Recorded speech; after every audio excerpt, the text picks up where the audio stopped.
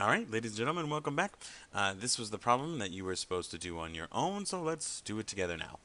Um, we are looking to solve this triangle, so we're going to do a quick sketch here. And again, the sketch is not going to be perfect or drawn to scale because we're not exactly sure what all of the angles are going to be. So we have angle B, side C, and angle A, or excuse me, side A, and we're looking for angle A, side B, and angle C. So we've got angle A, angle C, and side B that we are looking for. Now, we don't have enough information here to find either of our angles, nothing we can do with law of sines, so we're going to find side B first using our law of cosines. So the formula for finding the B side is B squared. B squared equals A squared plus C squared minus 2AC cosine B. So, in this particular case, that's going to be B squared equals 8 squared plus 10 squared minus 2 times 8 times 10 times cosine of 48 degrees. And we can simplify this down, right? We've got B squared equal to, this is 164, and then we've got, let's see, minus 160 times cosine of 48, right? I'm just multiplying things together here. That leaves me to B squared is 164 minus 107.06. And subtracting those, we get B squared equals 56.94. Now we need to take the square root of both sides, and we end up with B equal to 7.54. So we have found the first measure, which is 7.54. Now to find the angles we need, we could do another law of cosines and find one of the angles. But since we have a side and an angle, we can actually use our law of sines to do this. So this will be sine of 48 over 7.54. And I'm going to go ahead and find angle A first. So this is sine of A over 8. And law of sines, we cross multiply. So sine of A equals 8 times sine of 48, and that's all over 7.54. And working this out here, and then doing the our angle is going to be the inverse sine of 0.788. And when we do the inverse sine of 0.788, we end up with angle A being 52.04. So that's my second measure here.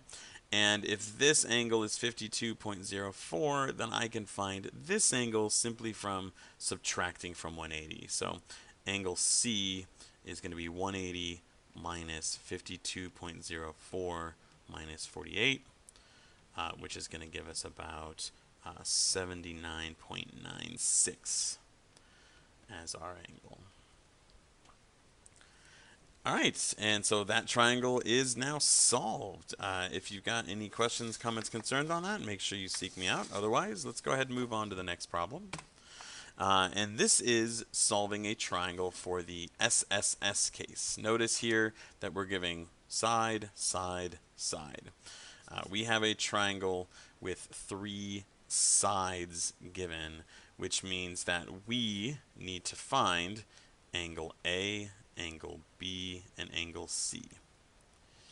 So side lengths here, 27 is the longest, 20 is the next, and 12 is the next one here.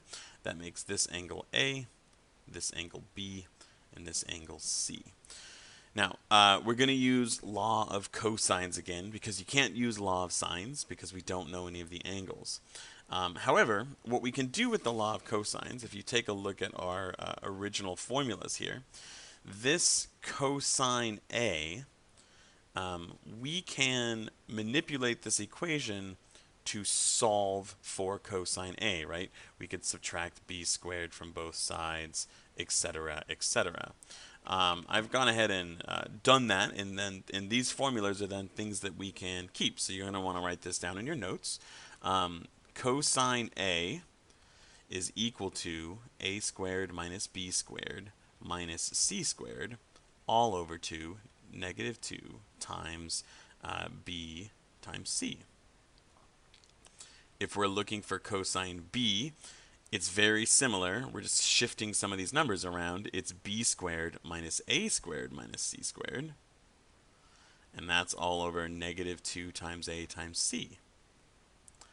And finally, if you're looking for cosine c, it's c squared minus a squared minus b squared all over negative 2 times a times b. So if we're using law of cosines to find an angle, we can use these formulas instead. Makes it a little bit easier to do, okay? So we're going to find one of these angles using this formula. And what we want to do is find the largest first, right? We want to find the angle that's the biggest first. And in this case, it's the angle opposite the largest side. So angle B is going to be the biggest angle, so we're going to solve for that one first. So we're going to use this formula right here to find it. So that's cosine B equals 27 squared minus 12 squared minus 20 squared all over negative 2 times 12 times 20. Lost track of my formula there.